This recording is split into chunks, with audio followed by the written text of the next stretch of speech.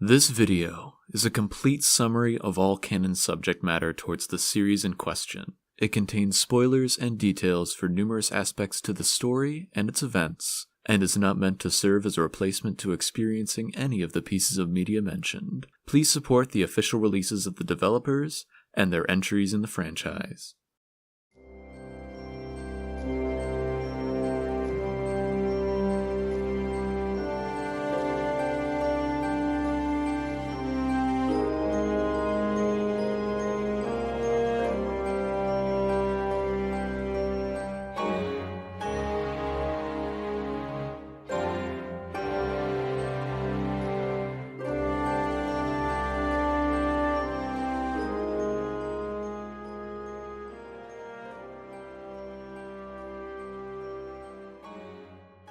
Elsewhere, the last few years had not exactly been kind in terms of maintaining the stability of the lands within Europa. 9 years prior to Adol's departure from his hometown, the Roman Empire had begun their expansion across the continent. As mentioned previously, Count Maguire's installation and the annexation of Felghana went off mostly without a hitch. However, the Empire faced strong resistance in the land of Glia. It wasn't long until all-out war broke out in the Romans' attempt to seize the land. This resulted in the 8-year-long Erdlingen War between the Kingdom of Glia and the Roman Empire. It was brutal and demoralizing for the region, with countless battles waged. In the midst of the second half of the war, as Rom was gaining momentum, they decided to use their massive military force and economic strength to set their sights on other lands. Celceta, in northeastern Hispania, is at this point in time mostly an unincorporated set of villages, with most being undiscovered within a large forested expanse. The land is annexed with little resistance, and the Empire stakes a claim to the unexplored territories, though they are known for being notoriously infested with beasts and hazards, and as such remains uncharted. The real cause for concern was what was happening in the south, a ticking time bomb that had finally been set off. A formal conflict between a European power and an Afrocan one, specifically the Roman Empire and the nation of Altago. The Roman-Altaginian War would last for years and be marked by a growing hostility between the people of each nation. Meanwhile, the same year Adol left his homeland, the final siege of the Erdlingen War was being carried out. Led by Commander Leo of Rom, an assault to take the Glian capital city of Balduc was performed. On the outskirts of the city, the siege was successful, and the largest battalion left of the Glian army, the 4th, was forced into the walls of Balduc to seek safety. Chatelard, leader of a smaller company in Balduc, thought of a plan to regain control of the battle. In the night, he and his local militia would launch surprise attacks on the camping Romans. Then the 4th Battalion, while Rom was in disarray, would launch a pincer movement from Balduc. Bourdon, leader of the 4th Battalion, agreed to the idea. The attacks at night were successful and caught the Roman army off guard, and they panicked. However, Chatelard and his team waited for the gates of Balduc to open and for the 4th Battalion to come and assist with their numbers. But after hours of waiting, they never came. The cowardly Bourdon went back on his word and changed his mind, remaining in the safety of the walls. The Roman army outside quickly regained their composure. In what felt like an instant, Chatelard's militia was annihilated. All of his men killed and himself captured by the Roman squadron, who later easily captured the city of Balduc. The war was over. In the year that followed, Chatelard would become venerable and baptized into the Hieroglyph Church. Dissatisfied with the state of the Roman militia in place in Balduc, he established an independent chapter of the Hieroglyph Knights in Balduc, where he became a trusted ambassador between Rom and a now annexed Glia.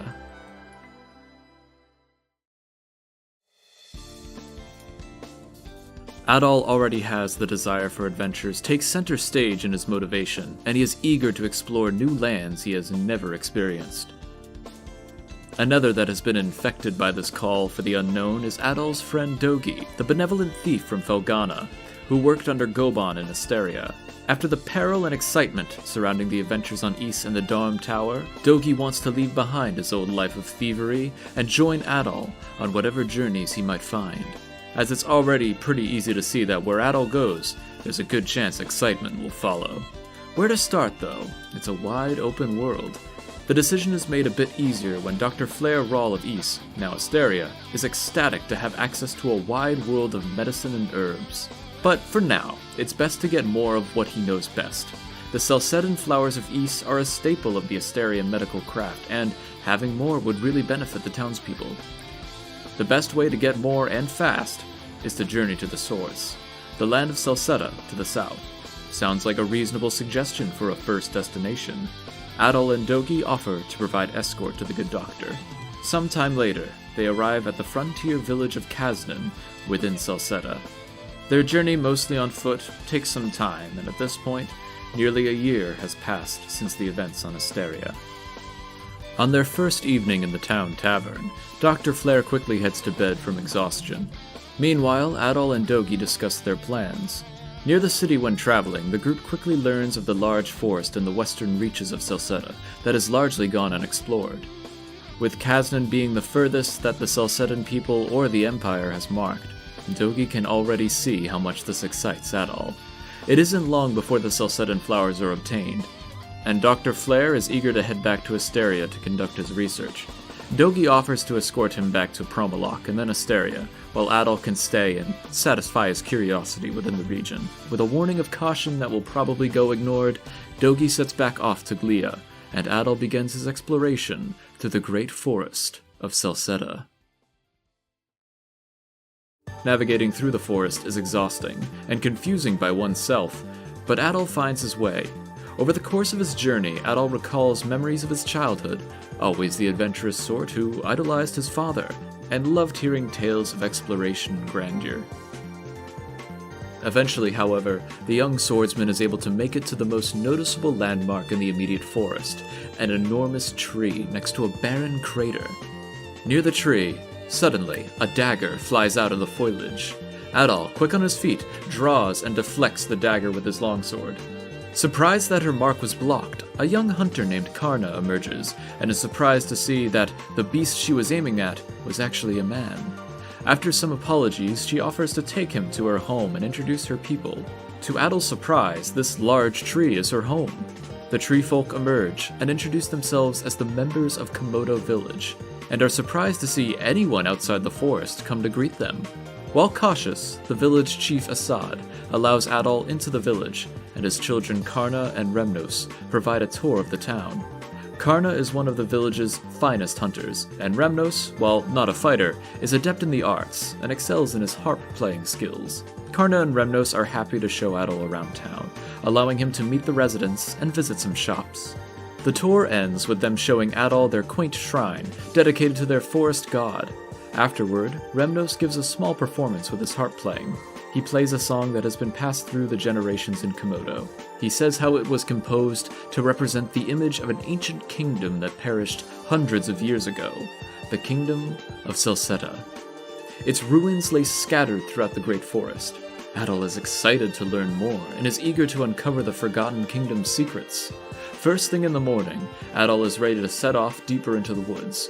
Karna and Assad have already left for hunting, and so Remnos promises to send his regards to his family. Before Adol leaves, however, he and Remnos notice a masked individual perched on an enclave near the village, but as soon as they notice them, they dart away. Remnos doesn't recognize them, and while a bit concerned, assures Adol it's not his worry. Remnos will ask his father about it when he returns. With that, Remnos wishes Adol luck on his journey through the woods. In their conversation the night before, the chief made mention of a large river deeper into the woods, and Adol believes that would serve as a good landmark to explore next. Making his way through the forest, Adol sees the river in the distance. More than that, but a village, made of wooden docks that exist on the water. The villagers are excited about an outsider arriving and quickly take them to their village leader, Ozma. Ozma is almost as young as Adol, and is surprised someone like him was able to make it through the forest. He is impressed by the young swordsman's skill, and offers to show him around town, meet the townsfolk, and their sacred beasts, the Spardas. Ozma is the head and sole member of his familial tribe, and as such guards the Spardas, and certain secrets of theirs. The Spardas are reptilian-like sea creatures, that can navigate the tumultuous waters of the river, and as such, the hunters of the village ride them in order to fish. Adol ends up accepting an offer from Ozma to head out onto the water to ride the famed Spartas. While much of the river is navigable to them, the far side of the river is too tumultuous even for the beasts, and the land on the other side is raised on cliffs the whole way. As such, no one has explored across the village, to a land referred to as the Primeval Lands. All Ozma knows is that the Spartas originated from those unreachable lands. After completing his tour from Ozma, Adol begins to walk along the bank of the river. Suddenly, while wandering around the waterfront, outside of Selray, a large draconic creature descends to Adol. It is the legendary Sol Galba, guardian of the kingdom of Celceta of old, that has sworn fealty to the descendants of King Lefance. The current descendant, Lisa, is being carried by Sol Galba and hops down to discuss with Adol. While Adol has so many questions, Lisa insists for them to talk while traveling to her home across the river, in the town of Highland. Lisa informs Adol that she is a disciple of Eldeel, a member of the Eldeen race, of which Adol is quite familiar with. Eldeel resides in and protects the lands west of the river, while sending Lisa to retrieve travelers and specific individuals that he would like to meet. Eldeel wishes to convey certain pieces of knowledge to these people to help humanity, and Adol is one of these selected individuals. Lisa introduces Adol to Complete, a disciple in training in Highland. She says that Adol was responsible in taking care of the Devil's Tower incident in Esteria, something known to Eldeel and had been mentioned to his disciples. Complete is curious of the outside world, and Adol is happy to regale the town with some of his journeys. For the next couple days, Complete hovers over him, asking what the other towns and regions are like that he's exploring. Well, at this point it isn't quite so many, it's still exciting for the townsfolk to hear about. Well, it would be if Complete allowed the rest of the town to ask Adol about his adventures as well, but she is hogging him all to herself. Finally, Eldeel is ready to see Adol, and Lisa escorts him to the Winged One's home at the Tower of Providence near Highland. At the top of the tower lies an impressive archive of records, devices, and knowledge as far as the eye can see. At face value, Adol can find numerous inventions, maps, and peculiarities, some he can partially recognize, and some completely foreign and new to him. After a few minutes, Lisa asks Adol to meet Eldeel on the balcony. Here, Adol finally meets the famed Eldeen. As he greets Adol before tossing a small paper craft over the balcony, letting it glide through the air. He says he dreams of having humanity make the journey to the skies one day. But not yet. Other doors must be opened. Eldeel explains his mission, to slowly supply humanity with a continuous stream of knowledge and ingenuity. When they leave this land, the only thing they remember will be those ideas given to them, appearing as if they were solely the inspiration of a clever individual. An example Eldeel gives is the growing tension between Europa and Altago. Europa was on the brink of winning the war and annexing Altago, which would have caused unimaginable trouble for both lands. However, the sudden invention of a new warship by Altago evened the score, and Europa has stopped their advance. This invention came from Eldeel's records, the Akashic records. Adol has so many questions, and Eldeel does his best to answer in a vague enough manner to not spoil his plans for humanity. Specifically, the large globe in Eldeel's study piques his interest. Eldeel says that he wants to help Adol achieve his goals of exploration. He was hoping to aid Adol as an envoy to the Eastern world, as a representative of Europa, or to explore the uncharted western lands across the seas. However, Adol deflates the excitement. While those are enticing goals, Adol would rather complete them through his own effort, without shortcuts or divine help. While surprised, Eldeel does respect the decision, and instead only offers to impart a title to the young swordsman, one he can use in introduction and keep with him on his travels. Information aside, though, there is one specific item that he insists on imparting to Adol. Eldeel tells Adol of the tale of the Mask of the Sun and the Akashic records, how they were used to advance the kingdom of old within Celceta. However, the dark persona within Eldeel emerged and threatened to level the entire continent using the Eldeen artifact's power.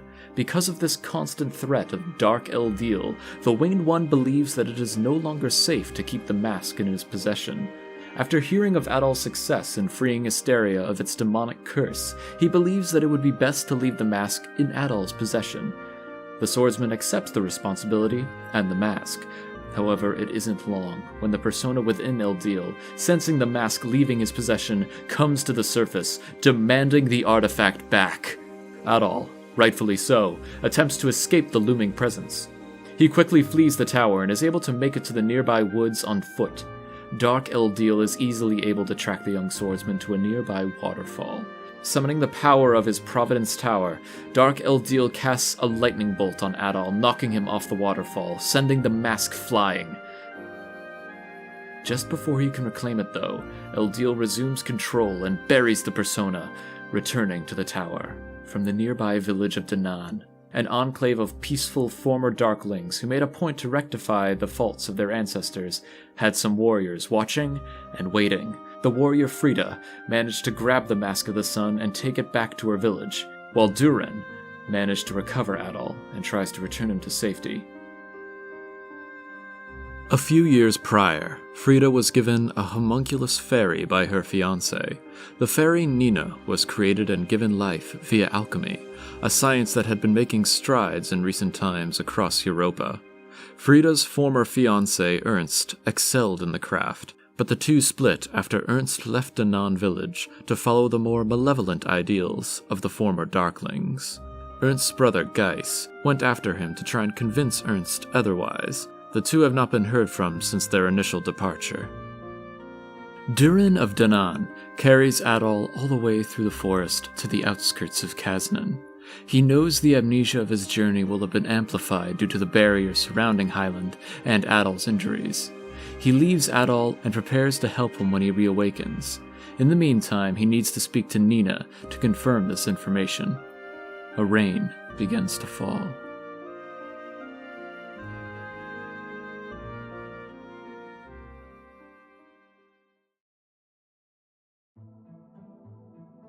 Meanwhile, an exhausted and dazed Adol lumbers back into the city. He overhears some individuals discussing the state of Celceta and its occupation by Rom. The young swordsman is so weak that bumping into a passerby causes him to collapse, where he becomes too lost in thought to stand back up. Where is he? Who is he? These questions remain as he loses consciousness in the rain. Fortunately, Adol collapsed not far from an inn, where one of the owners, Peach, helps him to his feet and takes him inside, offering him some food and a room. Not long after, Durin arrives, chastising Adol for not letting his friend know he arrived back to town safe. Durin fakes who he is in order to help Adol regain his memories. It's easy for Durin to fake his shock that Adol does not remember anything, even his own name. As such, he decides to fill him in on the basics. Adol ventured into the Great Forest and miraculously came back alive. And as an information dealer, Durin is eager to hear the intel Adol acquired in the woods.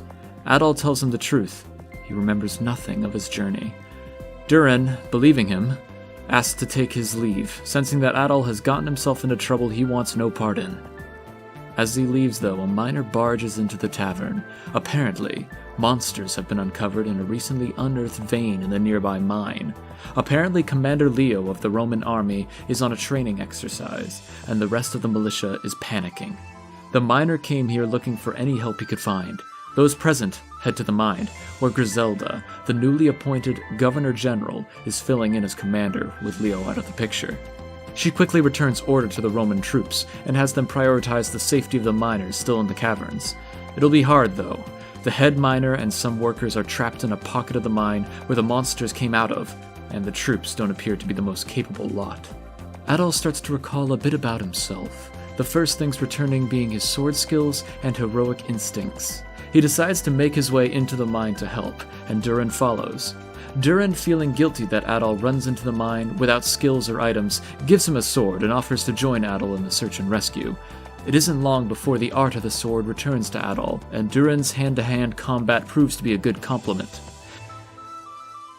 They run across Sancho and Panza, underlings of Commander Leo, who are noticeably incompetent, and they are trapped against the wall versus some strong monsters. After taking care of the beasts, Adol and Durin offer to keep searching so the other two can head back. Continuing onward, the two run into a crystalline rock beast, guarding the deepest veins of the mine. Upon defeat, they meet Wagner, the head miner who is relieved to have been rescued by the two heroes. Deeper in the mine, the two uncover an old statue of Eldeen, who gives a silver wing, a means of teleporting to places previously remembered. After leaving the mine, Adol and Durin receive applause and cheer for their heroic efforts. Griselda arrives to introduce herself and give her personal thanks for saving the miners. She says she has a request to make for the two of them. Griselda reveals she heard of the recent events in Esteria last year, how a red-haired man freed the island from demons in the storm wall. The coincidence is too strong. It's very possible that this was Adol. As such, Griselda has a quest for the young swordsman. The Roman Empire is eager to learn more about the Celcetan forests and explore the region proper. If it's possible, could Adol map the region on their behalf? He will, of course, be rewarded for such a task. The request will be formally announced tomorrow, so he has time to think. But Adol is already enticed by the adventure, and Durin's enticed by the 30 million gold budget set aside to reward explorers. They run into Leo on their way out, already revealing himself as a rather obnoxious swordsman, claiming he could have defeated the monster of the mine infinitely faster. Back at the inn, the two discuss the request. Adol is already set on accepting it, and asks Durin to accompany him. Durin admits that the gold and excitement of adventure does interest him. Plus, Adol is set on returning to the forest, if only that it's the best chance of him getting his memories back.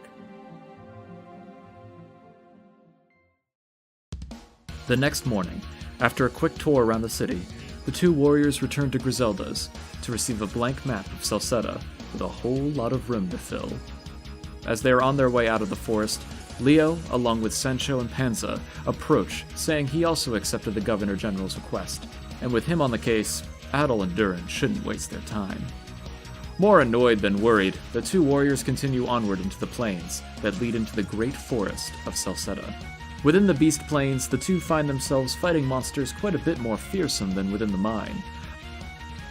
Eventually, the two decide to set up camp for the night, where Adol regains a memory of a large tower that looms in the distance. The two venture into the Forest of Dawn, where the hard-to-navigate nature of the foliage ocean starts to become apparent. They eventually arrive at the forest labyrinth, which Leo and his subordinates have already been blocked by. Cleverly, Adol and Durin are able to make their way through the maze to travel deeper within the Great Forest. After taking another night's rest where Adol recalls his conversation with Remnos, the two near the great tree that looms over the forest. Upon arriving, Durin for the first time sees Komoda village and pretends to be surprised that people live in this forest at all. They are eager to acquaint themselves, but before they can make introductions, they are swarmed by local warriors. They remember Adol, but not fondly. They seem ready to attack, and don't believe for a second that he's lost his memories. Karna arrives though and believes Adol, if only because Adol would never make up an excuse like that. Karna is willing to hear them out, and takes them to a hut in the village, imprisoned, but alive. A bit past midnight, they are greeted by the chief of the village, Assad. Adol stands by his claim that he has amnesia, and so the chief fills the two in on what's been going on. Since Adol left, villagers have been, quote, spirited away. People leave at night and never return come the morning. Since the first of these disappearances happened right when Adol left, the village blames the arrival of the outsider to be the cause of the missing people. Some think that Adol has angered the gods of the forest. Adol offers to find the true culprit, to both clear his name and help the village. For the village's sake, Assad decides to wait until other options have been exhausted. The two aren't made for just sitting around, however, and decide to take a look around the village to gather intel. They quickly free themselves and explore the Great Tree.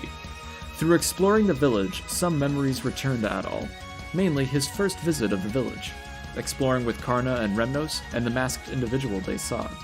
Karna finds them, and while she's impressed by their ability to escape the rope binds, she is annoyed at their escape. However, upon remembering the details of the masked ones, Adol asks to speak to the chief again. When mentioning the masks, Assad brings up that Remnos is indeed one of the disappearances. Assad is still not convinced by Adol, but soon there is commotion at the village gates, causing everyone to rush outside. There, masked ones with abnormal strength and no words to speak draw their weapons on Assad and Karna. The warriors strike down the chief before Adol and Durin chase them away. Assad needs treatment immediately. It's believed that these masked warriors are members of the village who were taken away. Adol offers to look around. Karna suggests talking to the village's search party, who might have an idea of where the assailants fled. While hesitant to trust, the search party informs Adol and Durin that some extremely fast hunters were spotted fleeing to a cave system known to the village as the Ancient Burrow. Karna joins Adol and Durin, and the three head off towards the Ancient Burrow. As soon as they enter, they are greeted by an ambush from the masked warriors. Before long, they reveal their hostile nature and the party's battle. The heroes are able to defeat the warriors despite their abnormal strength, and the warriors' masks start to disappear, revealing the faces of some villagers. The masks are clearly the cause of their possession and increased power. The party moves them to safety as they continue onward into the burrow, now certain they are on the right track. The burrow is infested with dangerous insects and the like, filled with hives where they make their home.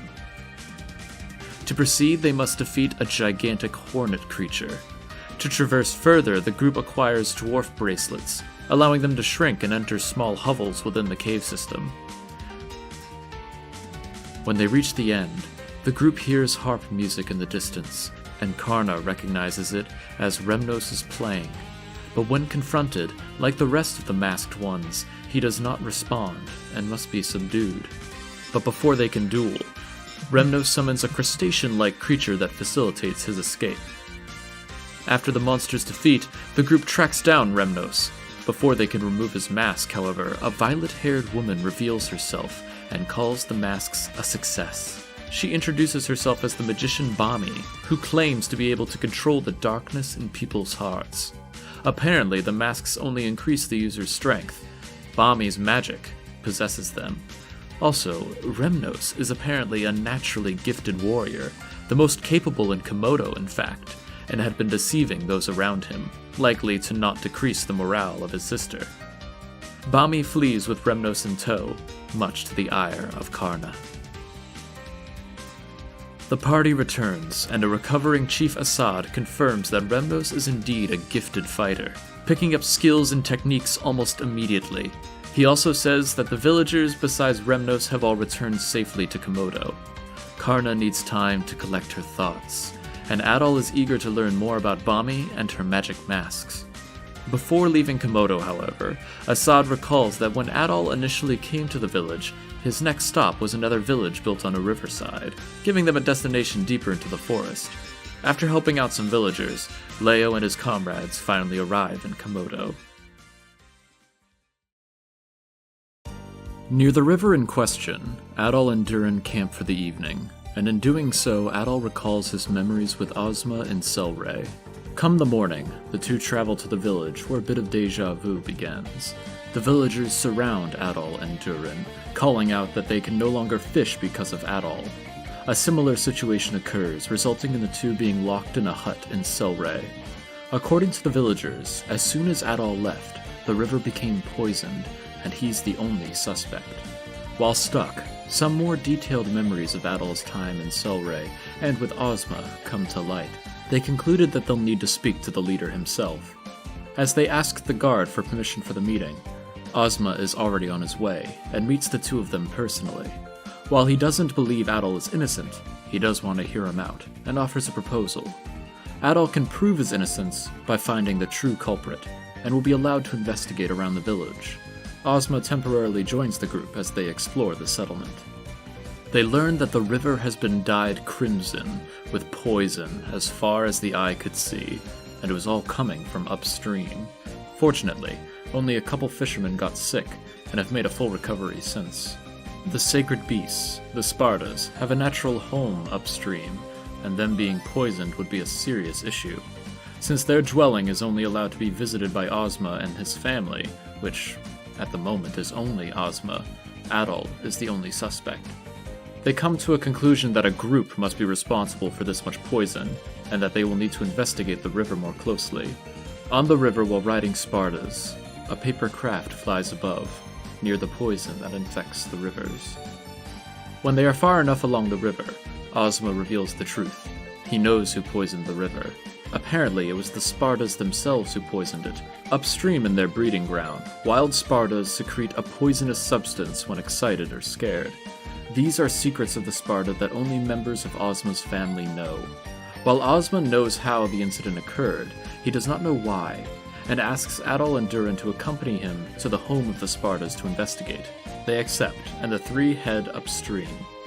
The breeding ground lies in waterlogged ruins, where Ozma reveals that this is where his parents were killed by the poison when trying to herd a young Sparda. The group begins to explore the ruins, arriving at the ancient beast's lair. After facing some amphibious monsters and manipulating water levels, Adol, Durin, and Ozma arrive at the end of the cavern.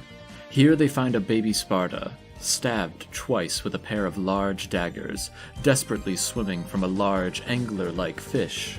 After fending off the creature, they follow the baby Sparda into a room in the ruins, where the anglerfish attempts to finish the job. After taking down the monstrosity, the party finds the injured Sparda.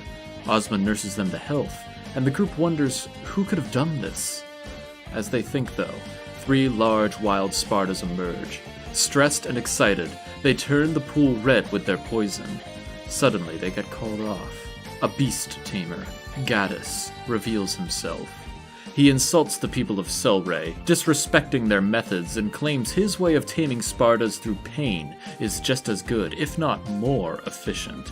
Ozma tries to attack Gaddis, but is knocked aside.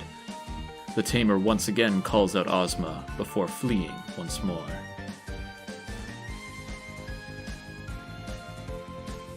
The party returns to Selray village, with the true cause of the poisoning confirmed and dealt with. While Ozma still does not want to go against his ancestors and reveal the secrets of the Spardas to the people, it will be easy enough to blame the incident on Gaddis, the beast tamer. However, Ozma wonders, why have the Spardas been referred to as sacred beasts since as long as he can remember? Is there some hidden purpose for them? It bothers the village leader, and he wishes to confront Gaddis about it when next they meet. In terms of where to go next, Ozma does not know what lies beyond the river, only that it has earned the term the Primeval Lands. After helping some villagers around Selray, Leo once again arrives late to the party, but this time a soldier also arrives with word from Griselda. Explorers are to report to Kazanin immediately. Adol and Durin have done all they could in Selray, and reaching the river was the immediate goal anyway, so they decide to return to the frontier city as well. Kazanin now has more of a Roman army presence, causing some anxiety in the people. They meet with Griselda, where they relay the progress made. Griselda is impressed and rewards the two, but does not have any ideas as to who Bami or Gaddis are. She certainly did not send them into the forest. Apparently, tensions with Altago and the Afrocan nations are escalating. Altago's dragon knights are becoming more formidable, as well as their maritime strength. Additional Roman forces have been sent to Celceta and Espani to reinforce the border. While they are here, though, Griselda intends to have them explore the forest as well, and establish a network with Komodo and Selray. If she hears any information about the Primeval Lands through their reports, she'll let the two know. In the meantime, she suggests to relax for a bit in Kazanin after their long travels. Upon their exit, Adol and Durin run into Garuda, a representative commander of the Roman army, who has been tasked to unite the efforts of Rom and Celceta. He is glad to make Adol's acquaintance, whom he's heard much about. Come the next morning, the two decide to separate. Durin says he needs to meet up with an old friend, in actuality the homunculus Nina, to give his report. And Adol decides to explore the city a bit more, and do some odd jobs for the townsfolk. Later in the day, Adol is wandering by the front gates when commotion arises. A crowd is gathering around the entry wall of Kazanin, including Leo and his goons. They appear to be watching someone on top of the gate. To Adol's surprise, it's Karna, and the townsfolk plead with her to come down. Karna does not seem fazed, and so Leo makes the bold decision to climb after her. However, upon seeing Adol, Karna leaps down without a scratch and runs to hug Adol. After the people settle down, Adol and Karna meet at the inn and discuss. Karna left Komodo village after some soul-searching. She's distraught about Remnos' secret power, but wants to hear an explanation from the boy himself, and in the process, rescue him. Thus, she wants to join Adol in his exploration. Adol happily accepts her offer, as the two feast for the evening, with Karna soon falling asleep, exhausted. It's not long after that Durin arrives. and sees that Karna needs her rest after her journey. The two put her to bed and Durin shares details about his day. Through his connections, Durin was able to acquire a journal containing information on the forest, including some mysterious symbols and some labels for Highland and Tower. Tower immediately brings to mind Adol's memory of a large unknown structure. Most notably, though, there is a shaded region of underground ruins that look like they just might connect both sides of the river, and it's near Selray. It's settled then. In the morning, the three will venture to the ruins to try and find a way to the primeval lands.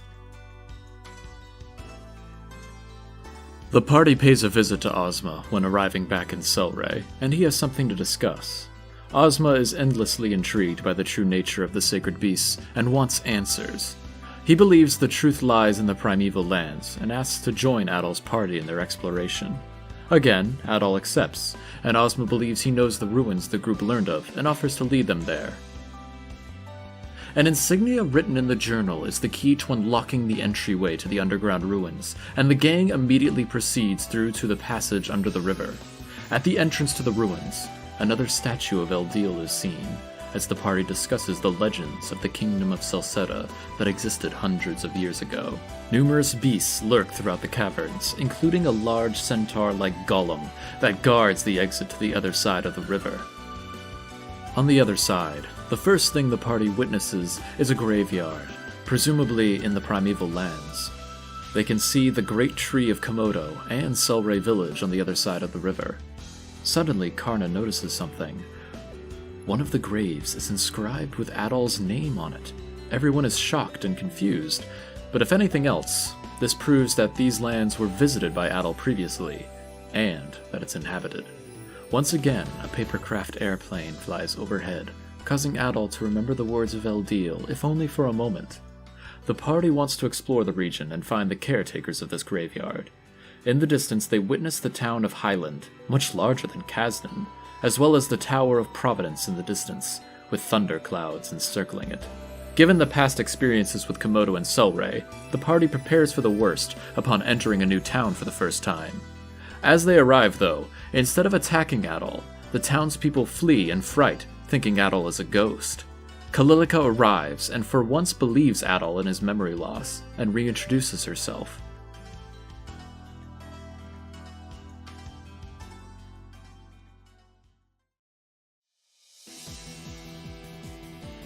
Apparently, Adol disappeared from Highland Town after his visit with Eldeen, and as such, the town assumed he perished. Mayor Aaron gives some more clarification as he invites the party to his home. Apparently, Adol's belongings were found near a waterfall, strengthening the grim suspicion. Lisa will be returning shortly, and in the meantime asks the party to remain in the mayor's house for now, since Adol's arrival has caused a bit of a commotion in town. Come nightfall, the party discusses the town, mainly its technology, and how they did not seem shocked by Adol's amnesia. In the middle of the night, Adol can't seem to get any sleep, and decides to explore the town. After going to the church, Adol recalls his memories of Lisa and arriving at Eldeen's domain. Snapping him out of this flashback trance is Lisa, and the two reconnect. She re-informs Adol that Eldeen summoned him to these lands, but vanished before Adol could receive the knowledge that Eldeen wished to pass on. Lisa also reveals the secret of these lands. When they leave, they cross an invisible barrier surrounding the primeval lands. The traveler forgets all memories relating to their journey here. This prevents the town, tower, and Eldeen from being discovered. But something's wrong. Adol lost all of his memories, of who he is and his entire past. The barrier shouldn't be able to do that. Maybe even stranger, Adol's been regaining his memories of Highland over time, also unheard of. Come the morning, the rest of the party learns of the secret of these lands, about the passing of Eldeen's knowledge and the memory loss. Eldeen's knowledge becoming scripted inspiration for the receiver. The party is allowed to explore the town, but may not leave through the north exit. The area around Eldeen's tower is guarded by lightning storms. The group with Complete explore the town, eventually running into Lisa again at the church. Lisa is responsible for the rite of summoning, the one who guides those chosen by Eldeen to his tower to receive his knowledge. After the tour is complete, Complete bids the party farewell. as the group thinks that some answers to Adol's disappearance lies in his old belongings. The party learns that the townsfolk buried these items in his grave as substitute for the body. Figuring it might be a bit awkward to ask for permission, the party does some grave robbing on their own. The group heads back to the cemetery, where they quickly dig up the stone coffin under Adol's grave, and inside they find nothing. It's empty. The only thing left being a scrap of notebook paper, reading, "I received the mask from," in clearly Adol's handwriting. It seems someone had gotten to the grave before Adol. They believe it's now time to explore the tower proper and meet its enigmatic caretaker. They express this sentiment to the mayor and Lisa, and while Mayor Aaron agrees, Lisa says that Eldeen currently feels sick and shouldn't be seeing guests at this time. The party is annoyed, but goes along with the request. For a few hours, Durin suggests that Lisa is likely hiding something, and they should take the initiative and sneak to the tower themselves. Honestly, the rest were thinking the same thing. This situation will not resolve itself, and they decide to head out at night towards the tower. They escape the same way Adol did the previous night, and head towards the sanctuary tower. Along the way they set up camp, where Adol recalls some more of his memories with Eldeen. They arrive to the area immediately surrounding the tower. Lightning constantly bombards the scorched plains. But, if the party's careful, they should be able to cross the field unscathed. After a near-death experience, they recuperate at their nearby camp. As they get their bearings, Karna notices some movement. In the trees hides Complete, who followed the party. Rather than escort them back to Highland, however, she wants to join the group. Not only is she a concerned apostle in training, who is also wondering what is going on, but she can help them cross the Thunder Field. With Complite's hammer, she can activate thunder spheres that attract the lightning away from the travelers. With this in hand, the five of them journey towards the looming tower.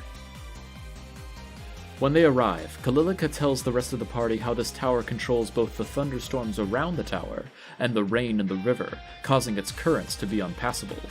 This tower was made to be a more compact and small-range version of the Eldeen's Ark of Nepishtim. They try to take the elevator to the top of the Tower of Providence, but something is wrong. It's not working. The only other option is to head up the complicated stairways, which are filled with guardians. What could be going on with Eldeen at the tower's summit? The party quickly journeys through the tower to find out, fending off all matter of guardians and foes above. After solving the puzzles of the tower, the group finally makes it to the peak, where they quickly begin to search around for Eldeen. They find the one they call a god out on the tower's balcony, the third Eldeen Adol has met, with a body of white Emelas, Eldeen. After greeting the party, Eldeen explains that his body doesn't fall ill like you all think, and his situation is a bit more complicated. Before a more detailed explanation can be given, Adol's shadowy persona starts to take over as Dark Eldeen reveals himself. He angrily demands Adol to return the Mask of the Sun to him. Adol has no idea what he means, and as the Dark persona is about to use force on the group, Eldeen returns to his senses and collapses. Complete takes Eldeen to his bed to rest. The group discusses for a bit before they smell something. Smoke. No. Cannon fire. Coming from Highland. They need to return to investigate and help where they can. When they arrive, they see smoldering gravel where warning shots have been fired, and Roman soldiers adorned with masks similar to the ones used by Bami on the Komodo villagers. They can only hold out against these foes for so long before Gruda arrives with a masked Remnos. Gruda explains how the tower's weather functions have now ceased and used the passage underground that Adol discovered to arrive here. Bami and Gaddis reveal themselves as well as those responsible for deactivating the tower. Gruda, now clearly in allegiance with the evil masked forces, claims his goal lies deeper in the woods as the three flee. But Remnos stays behind and begins to speak of his own volition. He reveals that he has joined Gruda's cause as a member of their masked division, of his own free will.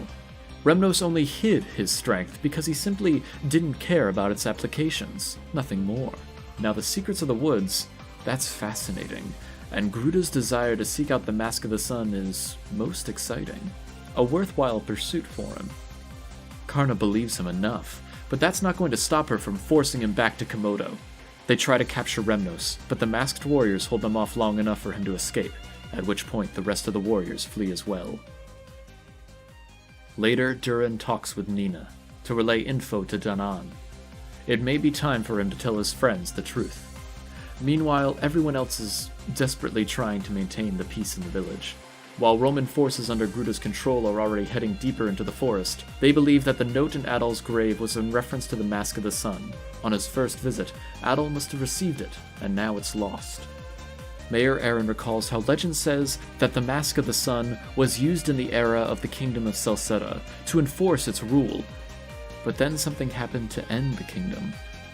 Leo and his men arrive, having received orders by Gruda to seize the mayor's house and enact martial law by order of the Governor General. However, before this can be done, Griselda herself arrives and quickly brokers peace with Aaron. She informs that Gruda's actions were in no way sanctioned by Rom or Celceta, and he's acting independently. She asks to station some of her soldiers in the area, so Highland remains protected and instructs Leo to pursue Gruda, and Adol to continue his exploration. Mayor Aaron advises them to travel past the tower, through the forest, to a settlement called the Village of the Wise, for more information on the mask. Down from Table Mountain, the group heads through to the Ashen Forest. After camping for an evening, Adol remembers his confrontation with Dark Eldeel that caused him to fall and lose the Mask of the Sun. After venturing through the forest, the group arrives at the village of Danaan, in the distance where the peaceful Darklings have made their home. This was the Village of the Wise, spoken of by Mayor Aaron. Frida greets everyone and says she knows who Adol is. Nina, the homunculus, reveals herself as well, a fairy created via alchemy. She was a gift from Nina's former fiancé, Ernst. It's at this point where Durin finally reveals his true nature. How Durin has remained in correspondence through Nina to Danaan village for this whole adventure. They inform the party of this village's origins, and plan to explain everything at the village elder's house. Durin reveals that he's memorized the seams within the thunder clouds around the tower, as well as the barrier around Highland. Blind spots from the Tower of Providence that allow people to travel through the storms, and through the primeval lands without memory loss. They meet with the elder, Vanjo, who tells about the history of the Darklings, and the specific groups of those who have forsaken themselves to act peacefully. This village is one of those groups, which Eldeel granted safety and watch. They relay some of the legend of the Kingdom of Celceta and its fall. The Elder has something to show them. Heading to a secret alcove under a waterfall system, the Elder reveals they have the Mask of the Sun. Frida and the rest of the tribe had recovered it after Adol's fall in the river. The Mask Shrine is guarded by a strong force field, so it's mostly secure. The truth of the mask's purpose, to read and manipulate the Akashic records, is also revealed, the location of which lies even deeper in the forest, in the old capital of the Kingdom of Celceta. Suddenly, Lisa arrives, demanding the mask back, saying she can fix Lord Eldeel. Not taking no for an answer, she summons Sol Galba, the guardian of the Lafant's lineage.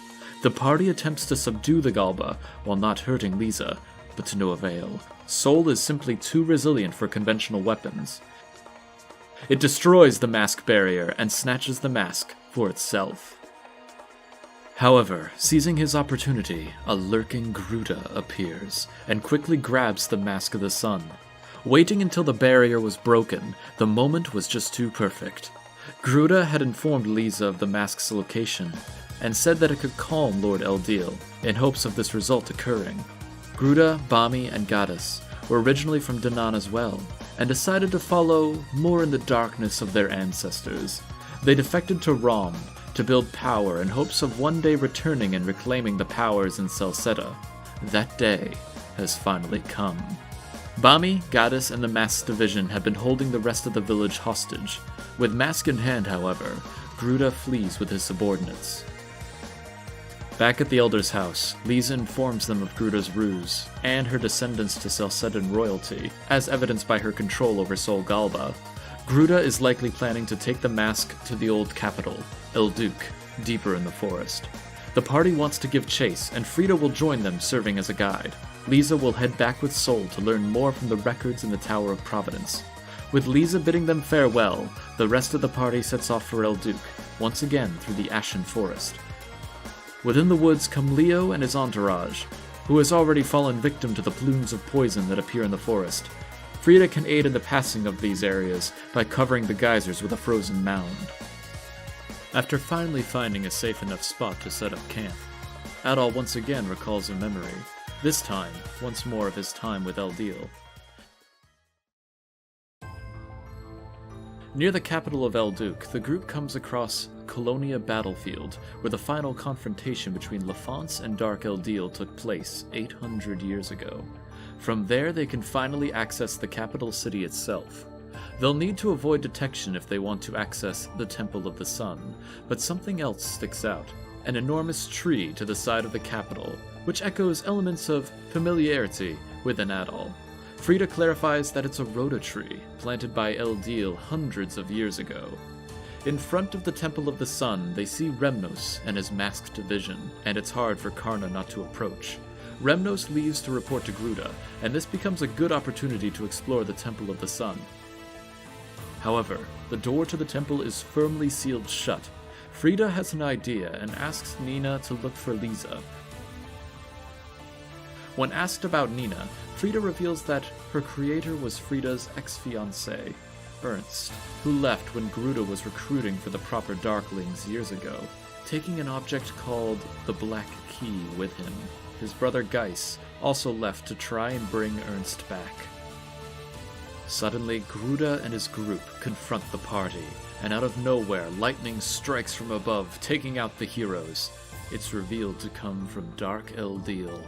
Gruda clearly worships this Eldeen, and happily hands the Mask of the Sun over to him.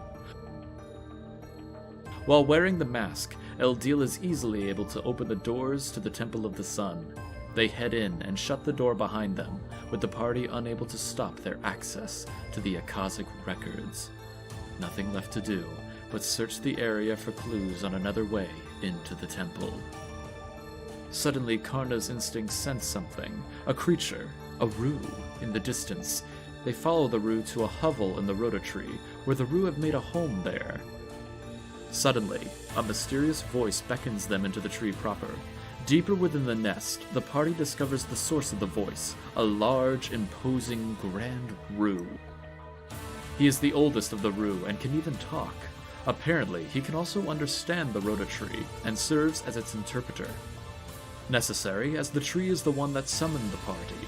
The tree awoke when it sensed an evil presence in the temple, and relays how similar events played out hundreds of years ago, and a great crisis was averted thanks to the Mask of the Moon, a countermeasure that could neutralize the darkness within Eldeen.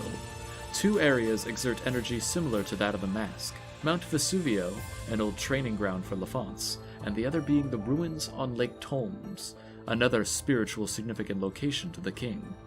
There is one other key to reversing the darkness within Eldeen, and only Lafance knew. Potentially some traces of his memories could be found in these two locations, though. Those locations aren't far from Eldeen, and so the party begins their next journey. They first head to the ruins of Lake Tolmes, taking down the beasts that lurk within. The water is extremely clear, and the aura surrounding the peaceful regions is calm and serene. Frida alludes that these ruins serve a key function for the primeval lands. Within the ruins, a memory of Lafance's is uncovered. It's of the king and Eldeen talking, describing their trust in one another, and their hesitancy for the people to refer to them as king and god respectively. After manipulating the water irrigation of the ruins, the party arrives at the deepest portion of the structure, where a petulant stench looms throughout. The stench is coming from the water in this part of the temple. Suddenly, Spardas emerge and start using their poison to purify the water. According to Frida and some more of Lafance's memories, Sparda's poison purify this water. But this chemical is so potent that if any more is added to clean water, it will render it poisonous. Here at Lake Tolmes, water is supplied to all of the primeval lands, and this is the true purpose of the sacred beasts that Ozma was looking for. Gaddis appears, repeating his mantra of man over beasts, while Ozma defends his ideals of treating these animals with coexistence. Gaddis gives himself a mask in anger in order to get enough strength to squash the party once and for all. After a long and arduous battle, the party finally subdue the Beast Tamer, who couldn't handle the effects of the mask. Also in the shrine was a golden chest containing one half of the Mask of the Moon. Mount Vesuvio is next, and Leo arrives with a message. Apparently, the masked division was spotted going up the mountain. Odd, since they normally cling to Gruda, who is still in the Temple of the Sun. Up the Tundra Mountain they go, to pursue Remnos and the Masked Ones. Finally, in an opening in the ice cave, a harp is heard, and Remnos reveals himself. Remnos claims they found the Mask of the Moon, but it was only half of the whole, and without power, so they left it, welcoming Adol and his party to try and get it themselves. As he leaves, he attempts to put on his evil mask, before he is overcome with pain and exhaustion as Bami reveals herself, angered that Remnos did not follow Gruda's orders in retrieving the mask. Bami was convinced, as was the rest of the party, but indeed Remnos was merely pretending to be on the side of Gruda, and tried his best to give the heroes the opportunity to retrieve the mask. Bami has seen through the ruse, and sent the rest of the masked ones to finish the party. They fend off the soldiers, but Remnos is hurt. Leo offers to take him to safety, as the rest of the group needs to continue through the mountain to retrieve the mask. At the top of the mountain, there's another golden chest within a shrine, and Bami arrives to claim it. Also equipping a mask of her own, she is ready to seize the artifact, and the party begins to do battle. Karna, now undeterred and sure of her strength, is quick to dispatch the one who caused so much trouble for her village. The final blow is landed, and the painful curse placed on Remnos is removed. Now the party can retrieve the second piece of the Mask of the Moon. With both pieces, more information to repair the mask and restore its power is needed. Returning to the Ruse Nest, we see that Remnos is already winning over the creatures with his harp playing. Remnos is a bit embarrassed by the trouble he's caused, and offers to help however he can. He's been doing some research in Elduc, and has uncovered information on a laboratory used in researching and repairing magical artifacts. It might have the answers to fixing the Mask of the Moon, if they find it. Maybe the Grand Rune knows. Indeed he does, but this laboratory was near Colonia battlefield and was heavily damaged in the war. Could still be worth exploring though. He gives Adol an ancient sword that can be used to destroy heavily armored artificial creatures called living weapons. Lisa is also on her way to the capital, but there isn't time to waste. The party heads to the battlefield. Guarding a building at the end of the Scorched Earth is one of these so-called living weapons that Adol destroys, allowing access to the lab. Nina returns, claiming to see Sol Galba flying overhead. Within the lab, a girl's scream is heard, and the party hurries in their search. Further up, they discover Lisa, who has been knocked off Sol Galba, who appears to be having an episode. He's not responding to Lisa at all. Sol suddenly speaks, pondering his whereabouts, and flees. The party has to give chase. After making their way through the temple, they find Sol Galba at its peak in the distance, but something is still very wrong. He claims to be in pain and begins to lash out at the party, who needs to defend itself. After subduing the creature, everyone is exhausted. Sol Galba almost appears possessed, as an essence begins to materialize from the beast. Suddenly, a spirit begins to form. The aura of Lisa's ancestor, King Lefance, reveals himself. He thanks the party for calming his distressed soul that was drawn to Sol Galba after sensing Lisa's desire to save Eldeel, a desire shared by Lefance centuries prior. He understands the situation. Dark Eldeel must have been released, and the Mask of the Moon must be repaired. Using the lab's altar and LaFonce's power, the energy of the mask can be restored. With this, the party can access the Temple of the Sun and save Eldeel's corrupted soul. With Bami dead, the masked division returned to their senses and Leo guided them back to Highland. The temple is unguarded. Now is the time to strike. LaFonce and Sol Galba are present as well. Dark Eldeel is still inside. Fortunately, the ritual to summon and activate the records takes time, and he is still focused. They will need to force the Mask of the Moon on Eldeel, a task that will likely not be easy, but one that must be done as they proceed into the temple.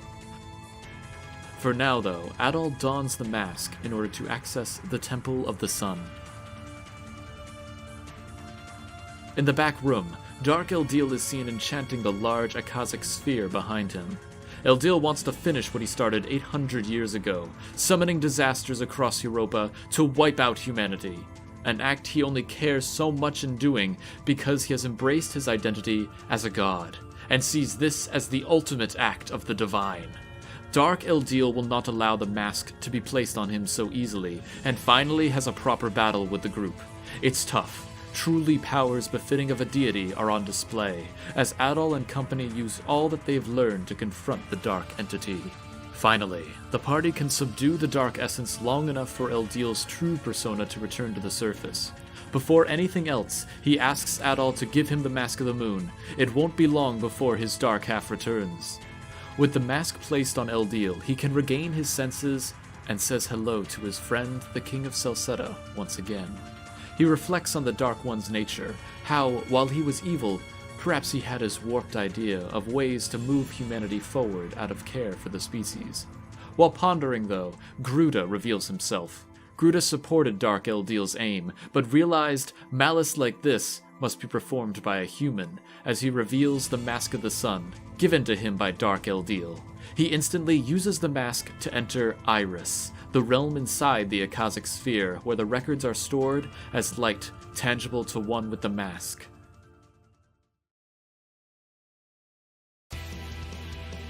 Eldeel can open a path inside using the Mask of the Moon for the party to give chase, but the caster cannot follow, nor can Sol Galba, whose mass is too large to be transported. The party must enter and confront Gruda alone. The trek through the world of records begins, and they must sift through the challenges within to find where Gruda is conducting his manipulations. Guardians block the way to the central area of Iris, where Gruda no doubt lies. No time to waste. Gruda must be stopped. After taking down the three Guardians, the elevator to the central area reveals itself, and the party ascends. They fight through the final gauntlet in order to confront Gruda. He is busy already attempting to rewrite the records in his favor. Gruda continues to express his desire to push humanity to its limit, reach its potential through extreme adversity and tragedy. With the power of the mask, he attempts to cast the power of the functions of the records onto himself and become a being of true power. The party prepares for their final battle to stop Gruda from rewriting all of humanity. Using all of their abilities, their own strengths, as well as their powers as a team, the heroes destroy the monstrosity. As the dust settles, Gruda is nowhere to be seen, but the Mask of the Sun lies on the ground. After recovering the artifact, the ground begins to shake, and Eldeel requests everyone to flee the records immediately. After leaving, Eldeel informs the party that Gruda has already created inconsistencies in the record, causing shakes in the real world. The changes are too extensive to fix in time, and at this rate a large chunk of Europa will fall into the ocean. There is one way to stop this, however, by destroying the Mask of the Sun. With the artifact destroyed, the Akazic records lose their link to this world, and will stop having any influence on it. However, it can't be easily destroyed, not by any weapons. To eradicate it in time, it will need to be completely destroyed. The only possible way to do so quickly is to toss it into the crater of Mount Vesuvio. It's a race against time, to toss the mask into the lava pit, destroying it, eradicating it once and for all. As the party tries to leave the temple, some shadowy creatures prevent them from leaving, created from the inconsistencies of the records and reality. The temple is no longer safe, and Eldeel could be in danger. Ozma and Karna will remain to protect the Winged One, as the rest flee to the crater. Leo and Remnos are here to clear a path as well, but the trail is still littered with these creatures. Sol Galba arrives to clear a path, and Kalilica stays with them to help keep the trail clear of shadows that follow. Further up the mountain trail, humanoid shadows appear, physical forms of Gruda's ambition. They try to force through, but there's too many and they are running out of time. Adol needs to get to the crater. Frida and Durin, warriors of Danaan, will stay and fend off the shadows while Adol slips away to the crater. At the crater, the hollow beast of the Record's will, the final remnant of Gruda's goal, Phantom Gruda, awaits in a last-ditch effort to stop Adol from destroying the mask. All senses gone, Gruda mindlessly lashes out as a one-on-one sword duel begins. Adol's strength of mind and body gives him the edge as Gruda's being finally disappears once and for all. Adol rushes over to the crater and tosses in the mask, while the volcano begins to erupt. The ground around the crater crumbles, causing Adol to lose his footing and begin falling into the fiery chasm. Sol Galba, piloted by Lisa, comes flying in to save Adol from his fiery fate.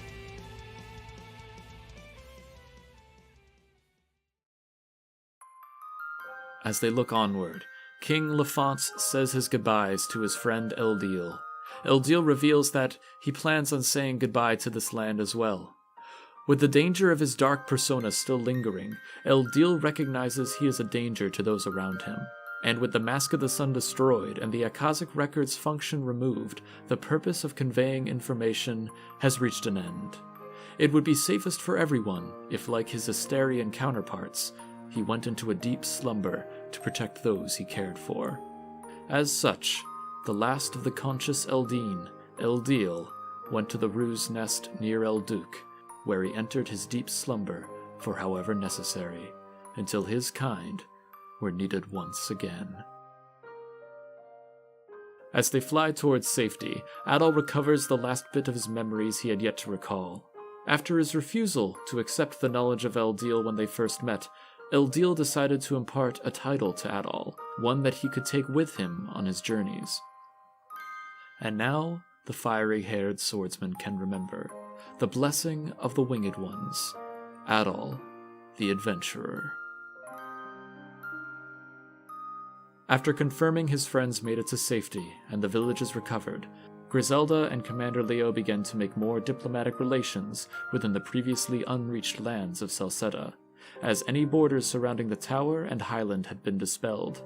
Highland, Danaan, Komodo, and Selray were all welcomed into Greater Celceta, as Adol did what he could to help, while Dogi was still returning.